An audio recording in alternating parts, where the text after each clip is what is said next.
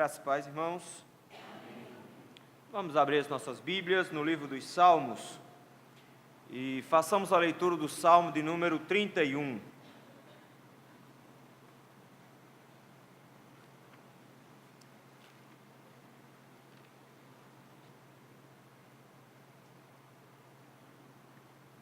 Diz assim a palavra do Senhor. Ao mestre de canto, Salmo de Davi. Em ti, Senhor, me refugio, não seja eu jamais envergonhado, livra-me por tua justiça. Inclina-me os ouvidos, livra-me depressa. Sê o meu castelo forte, cidadela fortíssima, que me salve. Porque tu és a minha rocha e a minha fortaleza. Por causa do teu nome, tu me conduzirás e me guiarás. Tirar-me-ás do laço que as ocultas me armaram, pois tu és a minha fortaleza. Nas tuas mãos entrego o meu espírito. Tu me remiste, Senhor, Deus da verdade. Aborreces os que adoram ídolos vãos, eu, porém, confio no Senhor. Eu me alegrarei e regozijarei na tua benignidade, pois tens visto a minha aflição, conheces as angústias da minha alma. E não me entregastes nas mãos do inimigo, firmaste os meus pés em lugar espaçoso.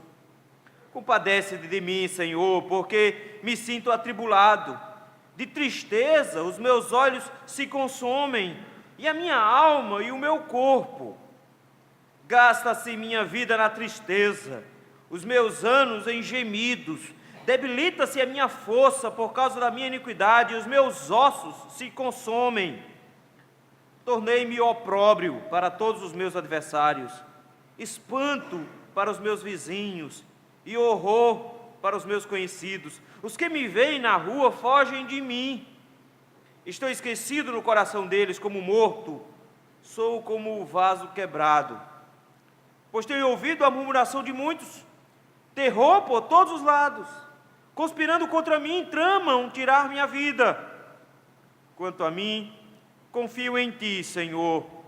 Eu disse, tu és o meu Deus. Nas tuas mãos estão os meus dias. Livra-me das mãos dos meus inimigos e dos meus perseguidores. Faze resplandecer o teu rosto sobre o teu servo. Salva-me por tua misericórdia. Não seja eu envergonhado, Senhor, pois te invoquei. Envergonhados sejam os perversos, emudecidos na morte. Emudeçam os lábios mentirosos que falam insolentemente contra o justo, com arrogância e desdém. Como é grande a tua bondade, que reservaste aos que te temem, da qual usas perante os filhos dos homens, para os que em ti se refugiam. No recôndito da tua presença, tu os esconderás, das tramas dos homens no esconderijo, os ocultarás da contenda de línguas. Bendito seja o Senhor, que engrandeceu a sua misericórdia para comigo numa cidade sitiada. Eu disse na minha pressa, estou excluído da tua presença. Não obstante, ouviste a minha súplice voz, quando clamei por teu socorro. Amai o Senhor, vós todos os seus santos. O Senhor preserva os fiéis, mas retribui com largueza ao soberbo.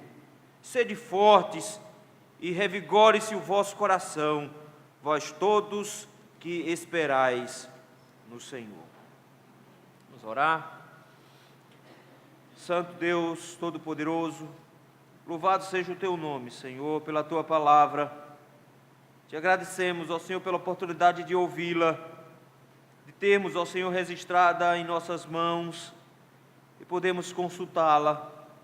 Obrigado pelo teu Espírito Santo que nos ilumina e da mesma maneira como agiu nos teus profetas, inspirando, nos faz compreender aquilo que o Senhor deixou registrado. Por isso, Senhor, nós te rogamos que o Senhor atue em nossos corações nesse momento, alargando o nosso entendimento, fazendo compreender a tua vontade, para que, Senhor, nos alegremos com a certeza de que o Senhor nos acompanha sempre e por mais angustiantes que sejam as nossas experiências da vida, nós sempre confiaremos no Senhor. No nome de Jesus. Amém. A maior influência, meus irmãos, que o materialismo trouxe para dentro das igrejas evangélicas não passa necessariamente pelo consumismo, mesmo que pareça isso. Às vezes nós olhamos para as igrejas e pensamos que essa ideia consumista é o principal fator, mas não o é. Na verdade, o que provocou dentro das igrejas, e aí não é só um fenômeno do neopentecostalismo ou de algumas ondas pentecostais, mas é um fenômeno que abrange várias igrejas, é o fato de que os crentes não querem mais esperar os céus. Os crentes querem o céu agora. Nós queremos vivenciar uma vida boa agora, nós queremos ter uma vida abundante agora, nós queremos ter a felicidade agora, nós queremos tudo o que o Senhor prometeu hoje, nós queremos todas as bênçãos de Deus nesse momento. E por causa dessa agonia, dessa necessidade que essa igreja moderna possui, muitas igrejas se apresentam para oferecer exatamente isso. Pare de sofrer, venha que sua família vai ser organizada, vai ser equilibrada, aqui você vai ter tudo de bom, chega de sofrimento, chega de doenças, chega de angústias. Essa promessa é uma promessa do céu, aqui e agora, é uma promessa materialista. Mas todos aqueles que olham para o Evangelho, que conhecem o Evangelho e vivem uma vida cristã autêntica, sabem que essa promessa não é uma promessa divina, essa é uma promessa satânica. Sabem que o que o Senhor nos prometeu aqui foi aflições, no mundo tereis aflições. Sabem que cabe a nós enfrentarmos as lutas e as dores do dia a dia, porque a nós foi dado o privilégio de não somente vivermos por Cristo, mas padecermos também por Ele.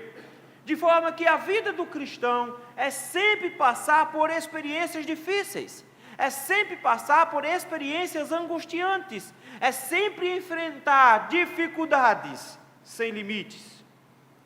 A pergunta que nós fazemos é: como enfrentar essas dificuldades? Como passar por experiências que nos causam angústia? É sobre isso que Davi vai tratar aqui nesse texto. Esse texto, meus irmãos, ele é fantástico. O Salmo 31, ele causou impacto na história do povo de Deus o tempo todo. É tanto que não só aqui, mas, por exemplo, se você for para o Salmo 71, nós vamos ter Davi, provavelmente, mais velho, retomando para essas palavras do Salmo e repetindo alguns versículos desse Salmo. Nós vamos ter Jonas orando ao Senhor no ventre do grande peixe com os textos desses Salmos. Nós vamos ver Jeremias profetizando a Israel e usando esse salmo como base.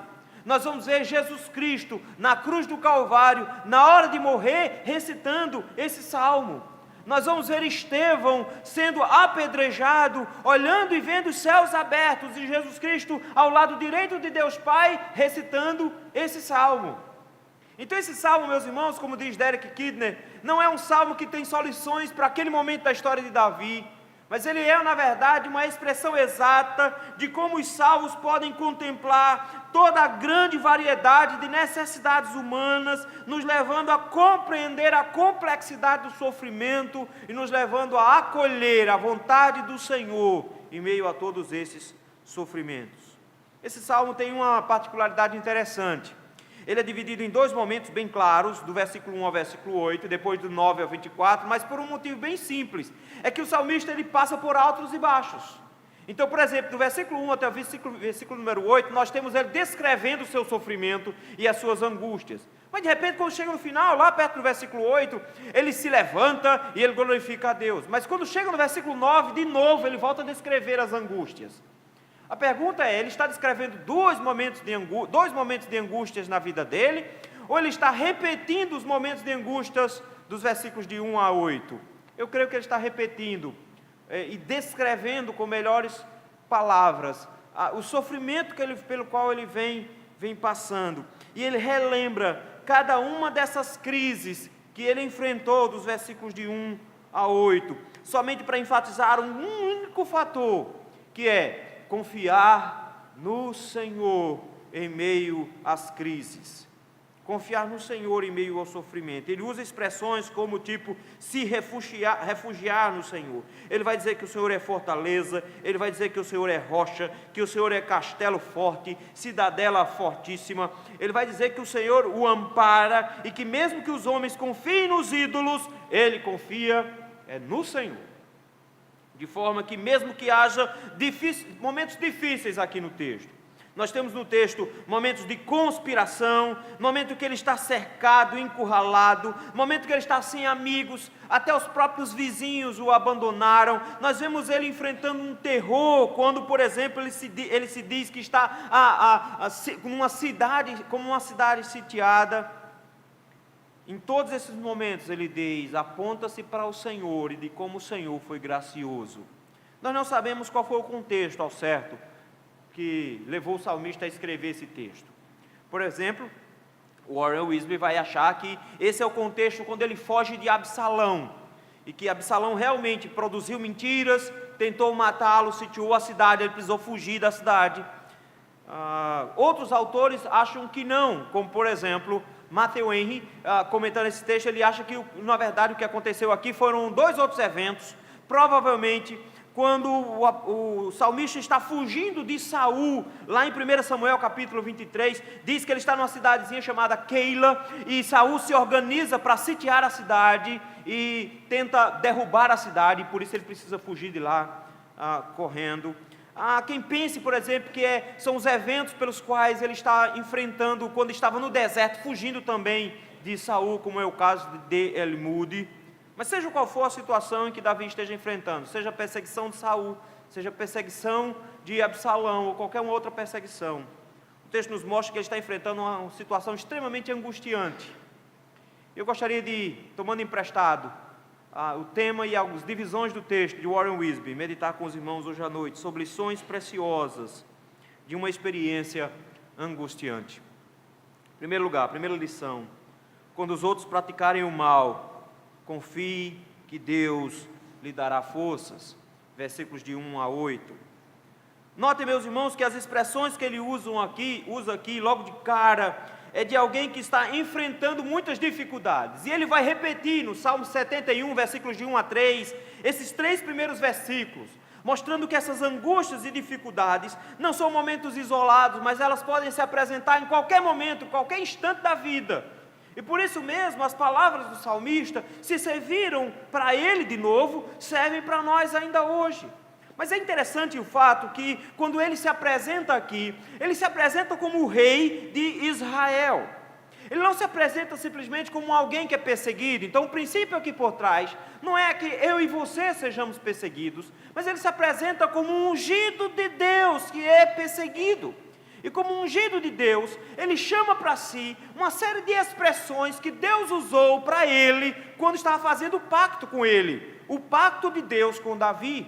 Expressões como escudo, como refúgio, como fortaleza, foram promessas de Deus para Davi. Deus disse para Davi que seria seu refúgio. Deus disse para Davi que seria sua fortaleza. Deus disse para Davi que seria sua rocha. Foi Deus que disse para Davi. Ele toma agora as promessas que Deus fez a ele e ora ao Senhor. Nota que em meio a tanto sofrimento, em tanta dificuldade, ele continua confiando em Deus, a ponto de entender que em meio às tribulações, a oração é o melhor caminho. Acompanhe comigo, versículo 1, ele diz: em ti, Senhor, me refugio. Ele poderia pensar em refugiar-se em lugares. Ele conhecia a região quando ele fugia de Saul, melhor do que Saul mesmo. Ele podia se confiar em 600 homens que o acompanhavam o tempo inteiro, e eram guerreiros especiais, a tal ponto que essa vai se tornar a tropa de elite de Davi quando ele se tornar o rei. Então ele não tinha guerreiros mais ou menos, ele tinha a tropa de elite de Israel ao seu lado. Mas não só isso, ele podia se confiar em parceiros, pessoas que podiam ajudar para protegê-lo.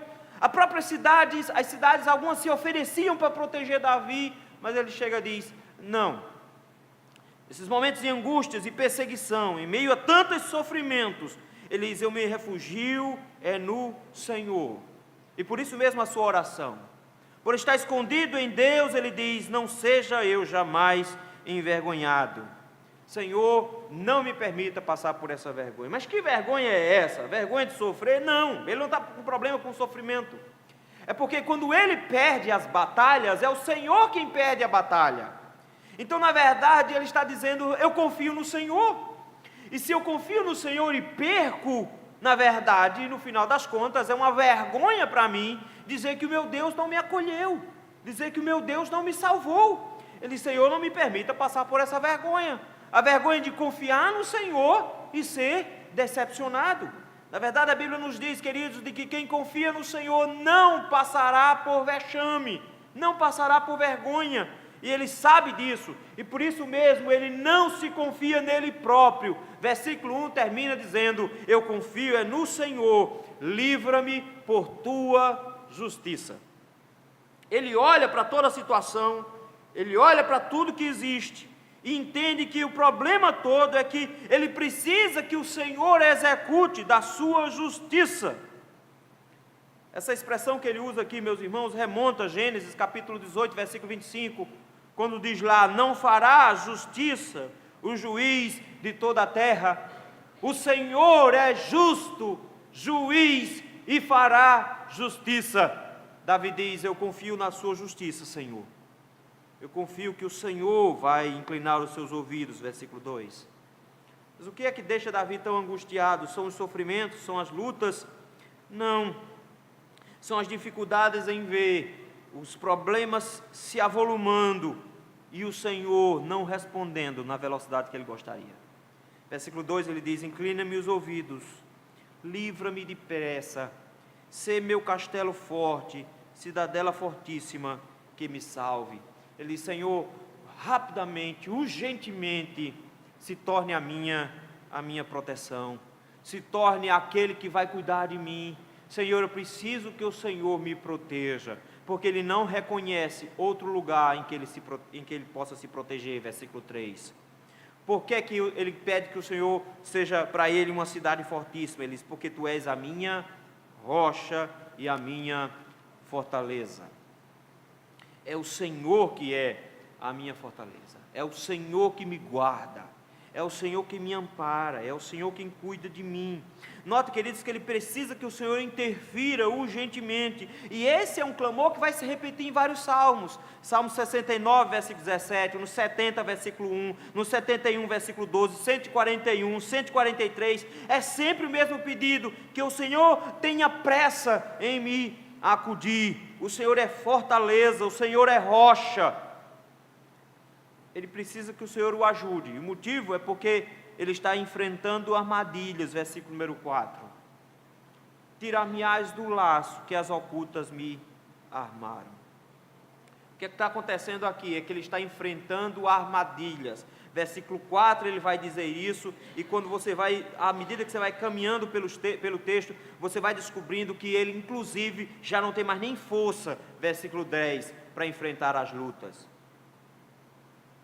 Ele está enfrentando laços terríveis, e não tem mais força para enfrentar esses laços. Ele diz: Senhor, me livra, porque esses laços são como laços para passarinho, eles precisam ficar escondidos para não assustar a presa.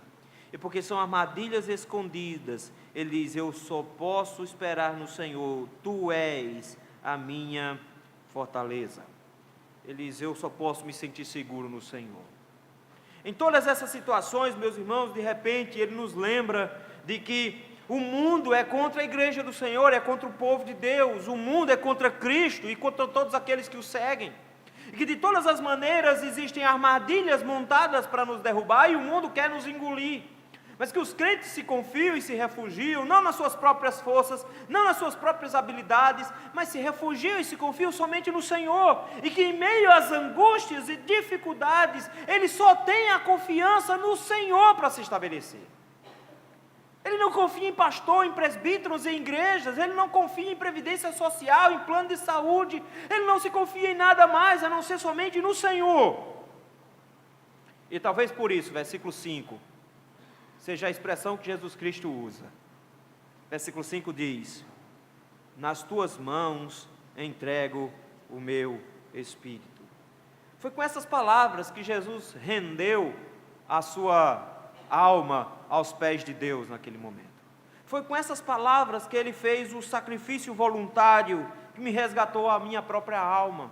Foi com essas palavras que ele se apresentou ao Senhor.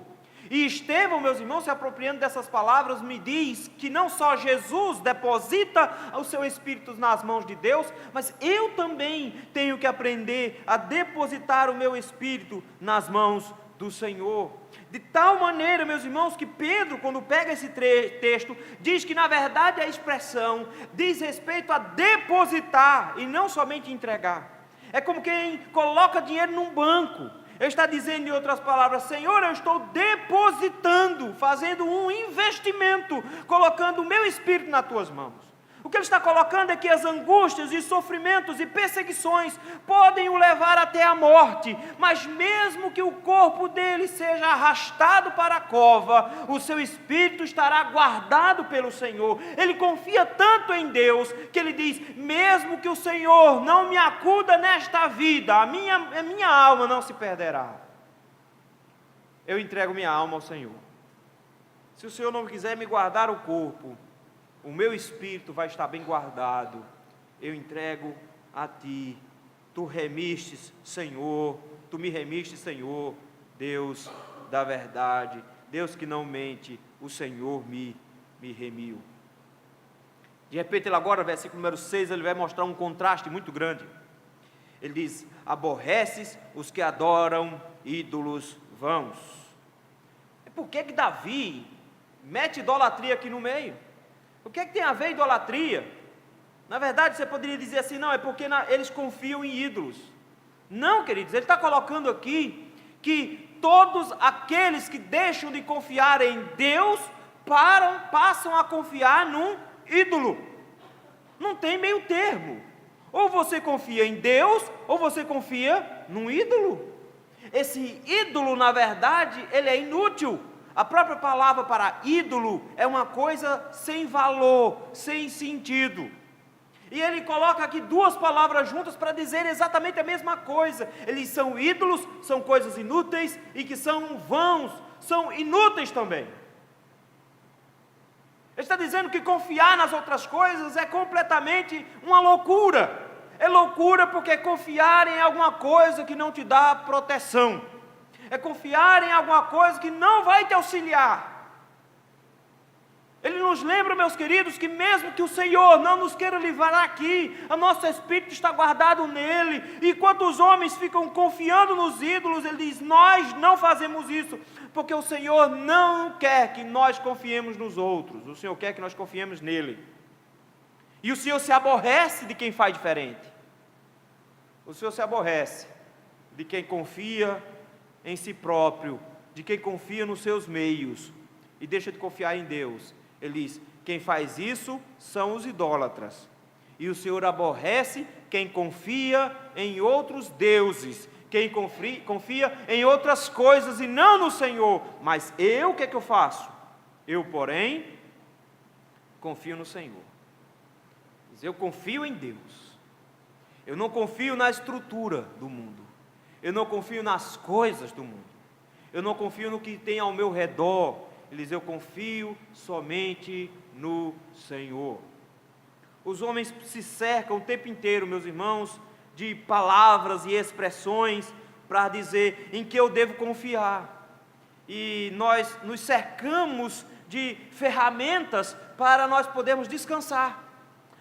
Não incrível que pareça, você confia no cadeado do seu portão para dormir tranquilo.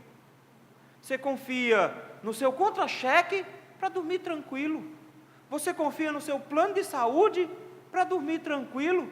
Confia no vidro de carro fechado para andar tranquilo. Nós confiamos em bobagens. Nós confiamos no Senhor, meus irmãos.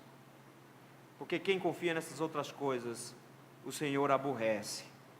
Em meio às angústias e sofrimento, nós continuamos a confiar no Senhor. Sabe o que é bonito? Foram essas as palavras de Jonas, quando estava dentro do grande peixe. Ele mesmo disse lá que os homens idólatras confiam em deuses vãos. Jonas se utilizou desse salmo para lembrar que a confiança dele não podia estar nos homens, porque ele confiou num navio para levá-lo para longe de Deus. E o Senhor o arrastou dentro de um peixe. Quando ele estava dentro do peixe, ele diz: os homens é que confiam em ídolos. Nós continuamos a confiar no Senhor. E meio àquele aperto todo que Jonas estava lá, ele se lembra da alegria do Senhor, versículo 7. Versículo 7 e 8 ele diz: porque todos aqueles que confiam no Senhor, mesmo que passem por aperto, como foi o caso de Jonas, preso dentro de um peixe, ele diz: eu me alegrarei e regozijarei na tua benignidade. Como ficar feliz em meio a tribulações? Como ficar feliz em meio a problemas? Pode parecer uma loucura, e não é aquela felicidade meio alienada, não é de alguém que parece que está meio louco, meio tresloucado. Não, é de alguém que sabe em quem confia. Onde é que está a minha alegria? Na vida, aqui e agora, nas coisas que Deus está me dando, nas bênçãos que Ele está me oferecendo. Ele diz: não, a minha alegria não está aqui, a minha alegria está na benignidade do Senhor. Está lá. Mas onde é que ele está vendo a benignidade se Deus não está mudando nada? Deus não está interferindo em nada. Ele mesmo disse isso: dá-te pressa, Senhor, livra-me depressa, Senhor, versículo 2. O Senhor não o livrou ainda. Como é que ele está feliz? Ele diz: eu estou feliz porque o Senhor é benigno para comigo. E versículo 7, ele tem visto a minha aflição, conhece as angústias de minha alma. Ele diz: se engana, meu filho, em meio a tantos sofrimentos, o Senhor está me vendo, o Senhor está me acompanhando. Os olhos do Senhor estão sobre os seus ungidos, os olhos do Senhor estão sobre os seus servos, e muito pelo contrário do que se pode pensar que sejam olhos fiscalizadores, são olhos protetores, que acompanham os seus servos em todo o tempo. Ele diz: eu sei que estou enfrentando angústias, mas o Senhor está olhando para mim. Que provas ele tem de que o Senhor está vendo? Ele diz: não aconteceu nada pior. Versículo de número 8. Porque não tem nada que esteja ruim que não possa piorar. Ele diz: por que eu sei que o Senhor está me acompanhando? Ele diz: não está piorando. Podia ser pior, versículo 8. Não me entregaste nas mãos dos inimigos, do inimigo. O Senhor não me entregou na mão do inimigo.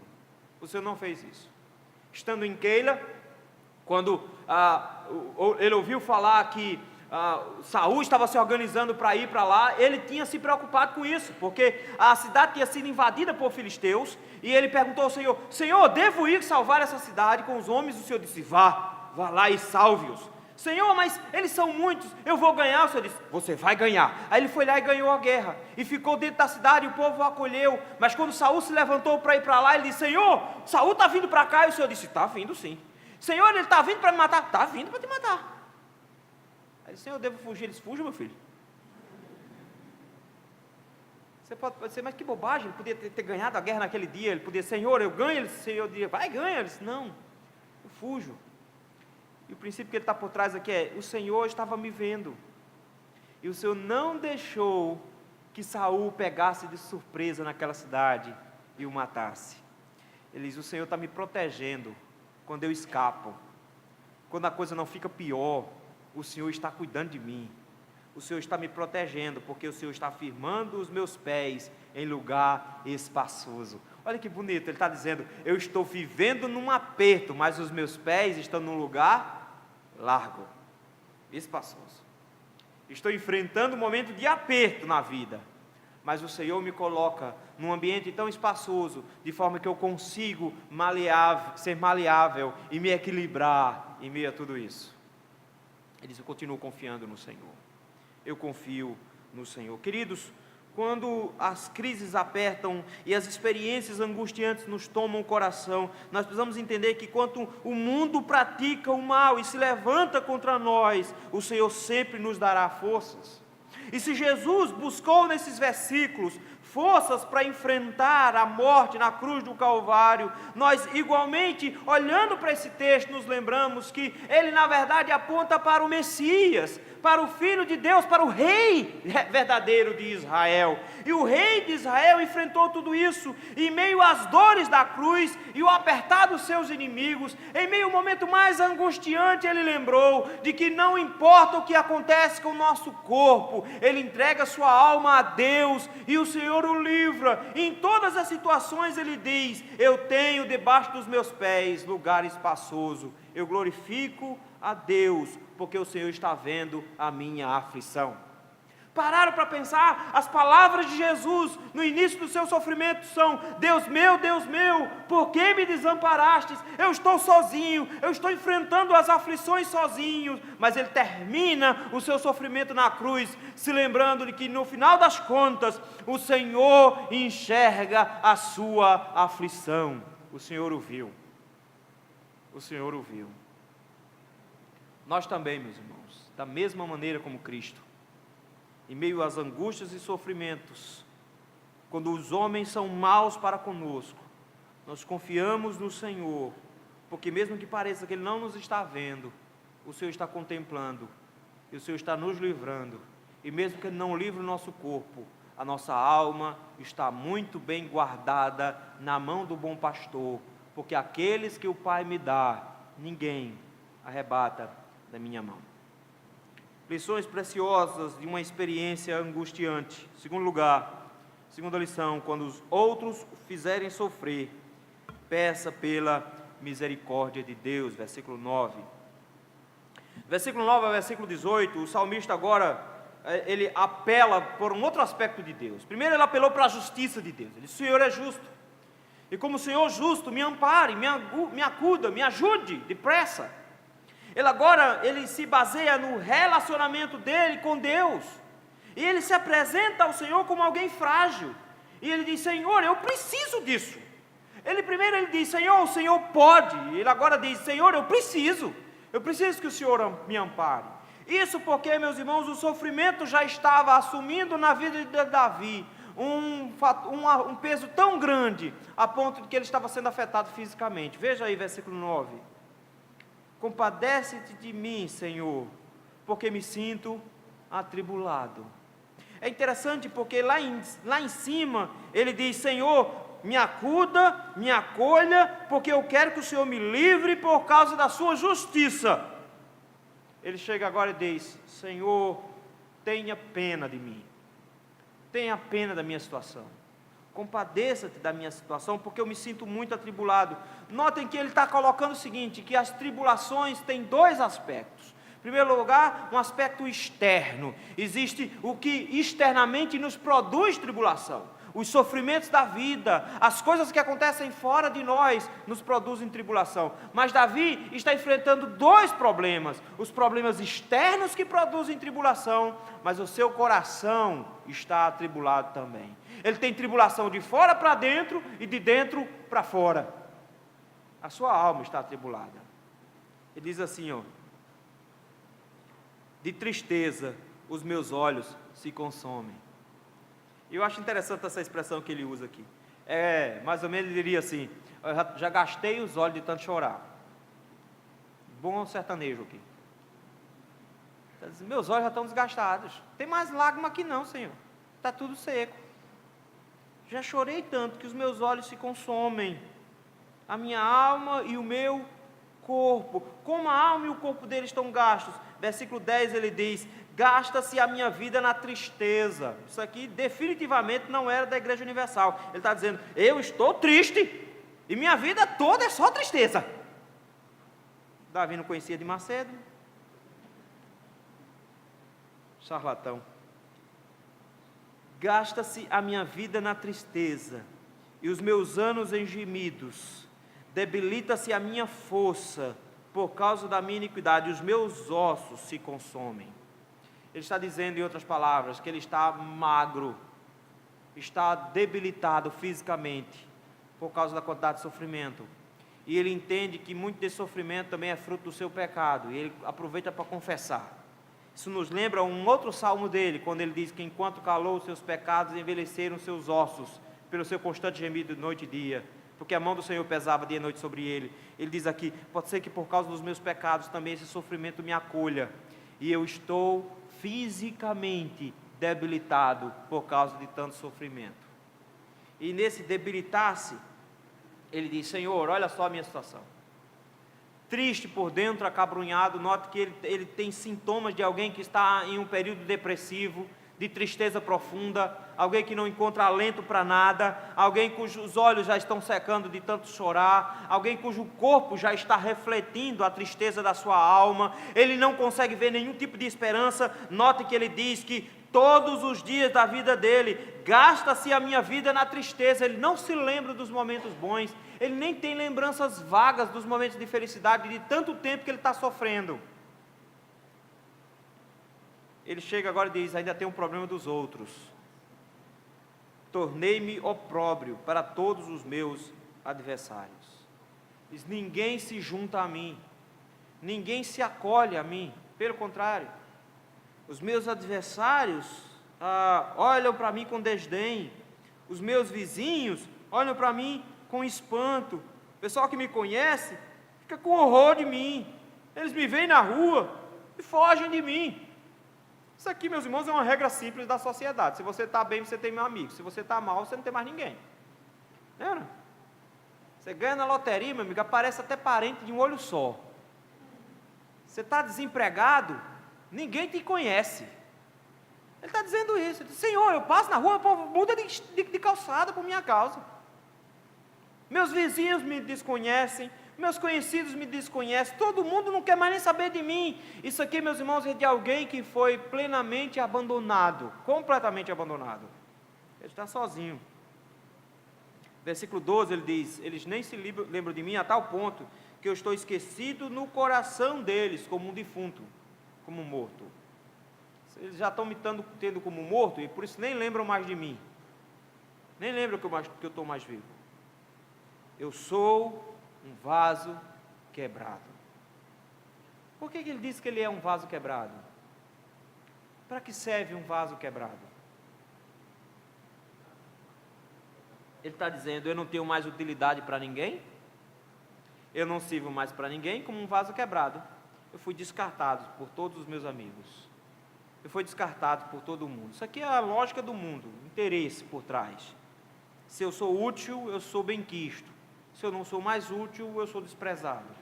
Eles, ninguém quer mais contato comigo, porque eu sou como um vaso quebrado. Não serve mais para nada. Não tenho mais utilidade nenhuma para ele. E tem mais, ainda ficam falando mal de mim, versículo 13. Pois tenho ouvido a murmuração de muitos. Eles têm falado mal de mim. Terror por todos os lados, conspirando contra mim. E aí vem a parte mais difícil. Tramam tirar-me a vida. Davi diz, não é só que ele está passando por um momento difícil, ele diz, eu não tenho mais ninguém, os meus amigos estão se afastando de mim, eles estão falando mal de mim pelas costas, e ainda tem uns querendo me matar no processo. Ele não tem a quem buscar, ele não tem para onde correr. O que ele pode fazer numa situação como essa? O que fazer quando não tem mais saída? A resposta de Davi é, eu clamo pela misericórdia de Deus, versículo 14. Quanto a mim, o que acontece? Confio em ti, Senhor. Ele chega agora e diz, ok, o mundo virou as costas para mim, estão querendo me matar, estão falando mal de mim, aí vou lá, posto um textão no Facebook, falando da falsidade, da hipocrisia do povo. Não, eles, não, negócio de postar no Facebook, nada. Eu me apresento na presença do Senhor e digo, eu continuo confiando no Senhor, porque os homens estão aí para decepcionar mesmo, os amigos estão aí para abandonar mesmo, é para isso que o mundo está aí. Eles não interessa o que acontece com o mundo, não interessa o que fazem comigo, não interessa o que estão dizendo de mim, não me interessa o que estão querendo fazer comigo, se estão querendo me matar, eu continuo confiando no Senhor, porque Tu és o meu Deus. Ele está lembrando das palavras de Deus para ele. Ele disse, eu te serei por Deus, você me será como filho. Ele está dizendo: o Senhor disse que era o meu Deus, eu lembro disso, o Senhor é o meu Deus. O mundo pode estar virado contra mim, pode estar tudo dando errado, mas eu continuo confiando no Senhor, porque o Senhor não vai me desamparar. Mesmo que todos me desamparem, pode uma mãe esquecer de um filho que amamenta, eu, todavia, jamais me esquecerei de ti, diz o Senhor. Senhor, o Senhor vai usar os momentos difíceis e transformar em coisas boas. Versículo de número 15. Nas tuas mãos estão os meus dias. Ele confia tanto em Deus que diz: Senhor, dirige. Senhor, resolve. O apóstolo Paulo em Romanos vai usar essa mesma ideia e dizer que o Senhor dirige as nossas vidas de tal maneira que todas as coisas cooperam para o bem daqueles que amam a Deus. Davi está dizendo: eu coloco na mão do Senhor, eu confio no Senhor, eu não confio nos homens, eu não confio nos meus amigos, nos meus conhecidos, não me importa se eles me desconhecem, não fazem mais questão de mim, não me importa se eles não falam mais comigo, se eles querem me matar, fica falando de mim pelas costas, eu não estou nem aí, eu continuo confiando no Senhor, o Senhor é meu Deus, e eu entrego minha vida toda nas mãos do Senhor, e que o Senhor me livre dos meus inimigos, dos meus perseguidores. O que é que importa para Davi? Versículo 16, é o que importa para ele. Ele se lembra aqui do texto de Números, e ao se lembrar do texto de Números, ele diz: eu lembro da bênção araônica do Senhor, e nessa bênção araônica, ele diz: o rosto do Senhor vai resplandecer de novo sobre mim, o Senhor de novo vai brilhar para mim. Faze resplandecer o seu rosto sobre o teu servo, salva-me por tua misericórdia. Ele clama a Deus dizendo: eu só posso esperar que o Senhor tenha pena de mim, e que o Senhor nunca me vire as costas, que o Senhor não me vire o rosto. É a única esperança, é a única expectativa que ele tem. Por isso, versículos 16 e 17 é a oração que leva em consideração a misericórdia de Deus. Ele ora assim, versículos 17 e 18: não sejam eu envergonhado, Senhor. Ele já orou isso, lembra? Ele dizendo no versículo de 1: jamais seja eu, Senhor, envergonhado. Não sejam eu envergonhado, Senhor. Por quê? Pois te invoquei. Dizendo que eu não passe vergonha, porque eu orei ao Senhor, eu clamei ao Senhor. Envergonhados sejam os perversos, emudecidos na morte. Ele está dizendo: Senhor, mata eles. Eles estão falando mal de mim, se o Senhor matar eles, eles param de falar. É uma lógica bonita. Quer dizer, Senhor, que a morte os torne mudos. Ele não está dizendo necessariamente que era para o Senhor matá-los naquele instante, mas ele está dizendo que quando o Senhor se levantar contra esses homens, eles não vão mais poder falar mal do servo de Deus, porque eles vão estar mudos por causa da morte. Emudeça os lábios mentirosos. Apocalipse vai dizer que todos aqueles que amam e praticam a mentira vão para um lago que arde com fogo e enxofre. Fofoqueiro vai para o céu não, meu irmão, caso você não saiba disso. Gente mentirosa não vai para o céu não. Lembre disso, que se você gosta de mentir, está quebrado, você está em maus lençóis. Porque, sabe por quê? Os lábios mentirosos vão se calar. Os que falam insolentemente contra o justo, com arrogância e desdém, o Senhor vai puni-los no final. Da mesma maneira, meus irmãos, esse texto nos aponta para o fato de que Cristo também clamou pela misericórdia de Deus. E que da mesma forma como o Senhor estava atento a Davi, o Senhor esteve atento ao Senhor Jesus também na cruz do Calvário. E no final das contas, em meio a todos os homens tentando e conseguindo matar a Jesus, ele lembra de que em todas essas situações, ele continuou confiando no Senhor. E nas suas palavras finais, ele chamou de Deus meu. E mesmo sentindo o abandono, ele não abriu mão de dizer isso: Senhor é o meu Deus. E ele confiou plenamente no Senhor, de tal maneira que resistiu às dores da cruz até o final, porque confiava no seu Pai. Ele esperava o dia em que os seus inimigos fossem emudecidos. E é impressionante porque nem precisaram morrer para isso. Porque assim que Jesus morre, e que os céus se tornam escuros e estronda tudo, e há um abalo no chão, um grande terremoto, alguém se levantou e disse: esse verdadeiramente era o Filho de Deus. Eles ficaram calados. E mais tarde, no ano 70, o Senhor matou os habitantes de Jerusalém, porque eles escarneceram do Filho de Deus, porque eles falaram de forma arrogante e com desdém contra o Filho de Deus. O Senhor calou o lábio dos mentirosos que mentiram contra Jesus Cristo. Eu e você, meu irmão, a gente gosta de ter amigo. Amigo é uma bênção. Ter pessoas conhecidas é ótimo.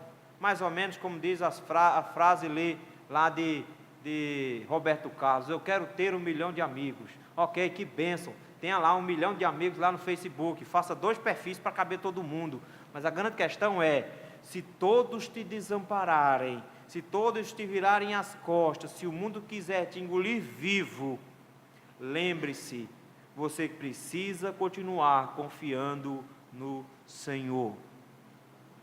Confiar no Senhor, clamar pela misericórdia dEle, é a última coisa que nós temos na vida. É aquilo para onde nós iremos, é aquele lugar para onde nós iremos fugir quando tudo der errado. Lições preciosas de uma experiência angustiante. Em último lugar, a última lição: quando os outros virem a vitória, dê ao Senhor a glória por isso. Versículo 19 até o final. Como é grande a tua bondade, Senhor, que reservaste aos que te temem. Ele chega agora e contempla o salvamento do Senhor. Mesmo que ele ainda esteja enfrentando dificuldades e lutas, ele contempla a graça do Senhor sobre ele. E diz que a bondade do Senhor é grande. E o Senhor reserva essa bondade para um grupo muito específico, para aqueles que temem ao Senhor, para aqueles que buscam ao Senhor, para aqueles que têm confiança no Senhor.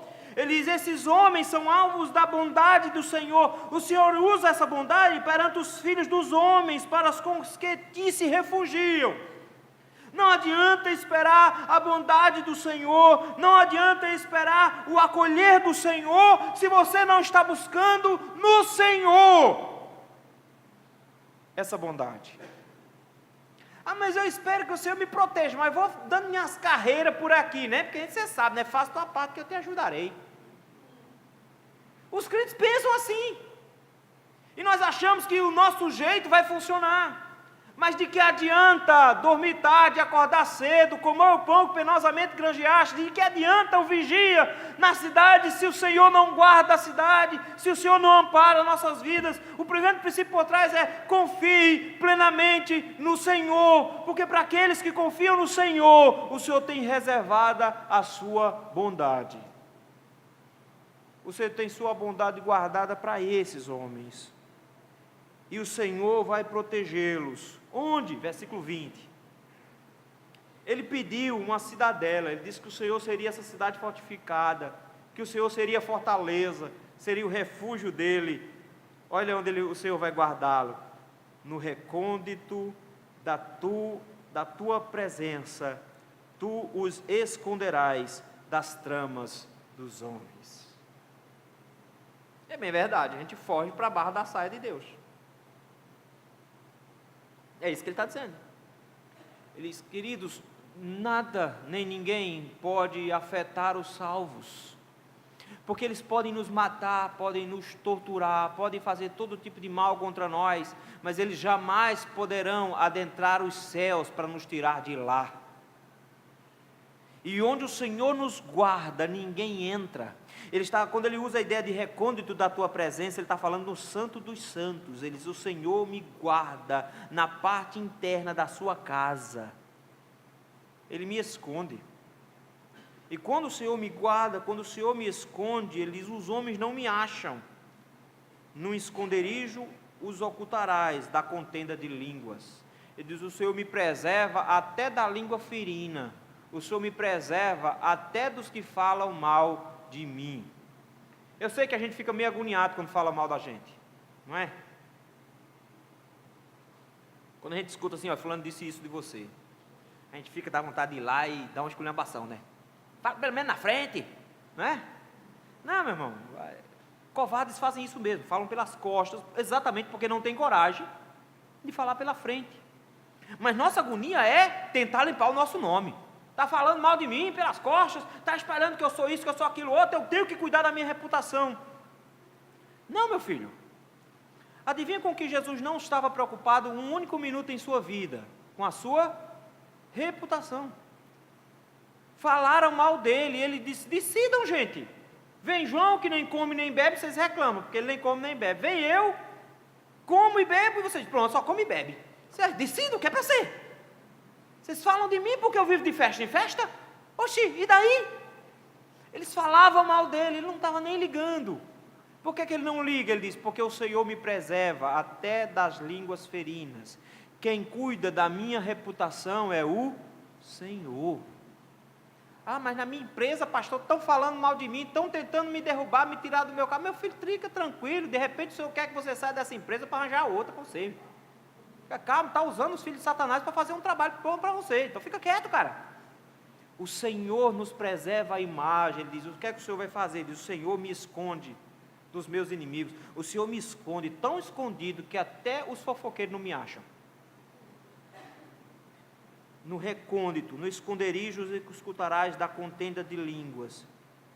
Por isso que ele só pode agradecer ao Senhor. Note que todas as vitórias que ele enxerga, ele diz, bendito seja o Senhor, que engrandeceu a sua misericórdia para comigo, numa cidade sitiada.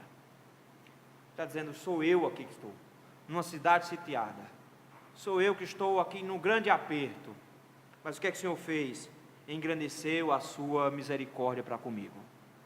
É o princípio, meus irmãos, que quanto maior for o aperto, mais o Senhor vai mostrar graça e misericórdia para comigo. Quanto maior for a tribulação e a angústia pela qual eu estiver passando, mais a misericórdia do Senhor vai me alcançar. Isso significa que eu não vou passar por abalo nenhum, isso significa que eu vou ficar firme na rocha e não vou ficar triste quando as angústias vierem, que eu não vou me deixar abater. Não, olha o versículo 22, uma confissão aqui. E o Senhor é misericordioso. O Senhor engrandeceu a sua misericórdia enquanto eu estava passando por isso. Ele diz, mas eu não. Eu caí. E eu confesso, versículo 22. Eu disse, estou excluído da tua presença.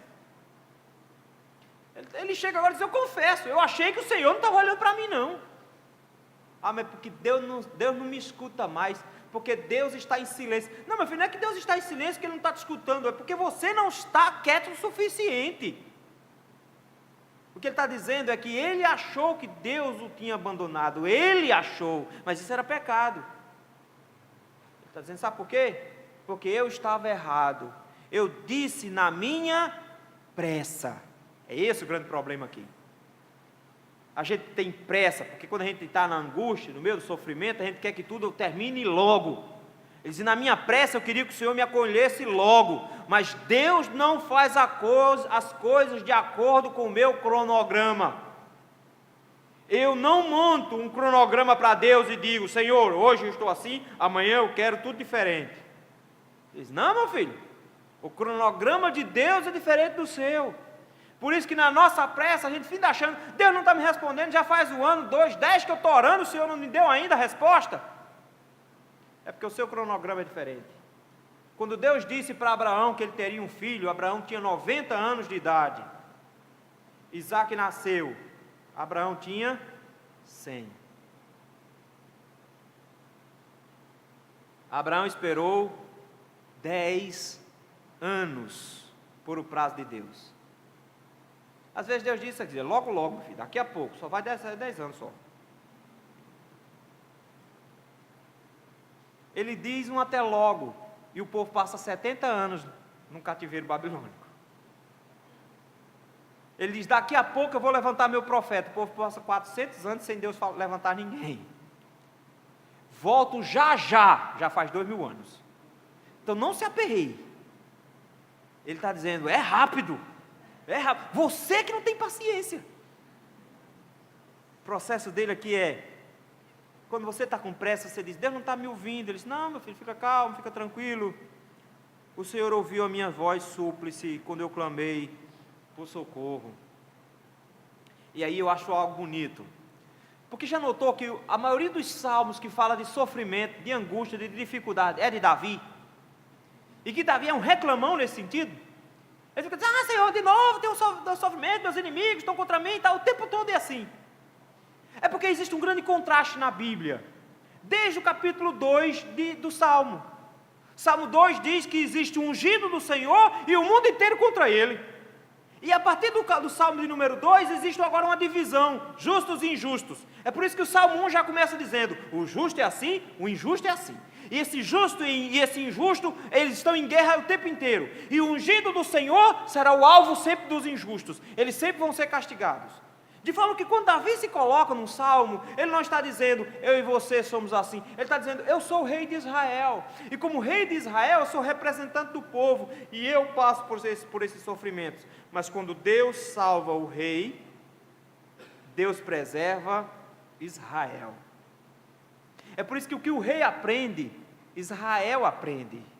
É por isso que o que acontece com a cabeça, o corpo sofre junto. Ele está dizendo, eu passei por todas essas angústias, vai aí uma lição para Israel. O que é que Israel tem que aprender? Versículo 23 e 24. Amai o Senhor, vós todos os seus santos.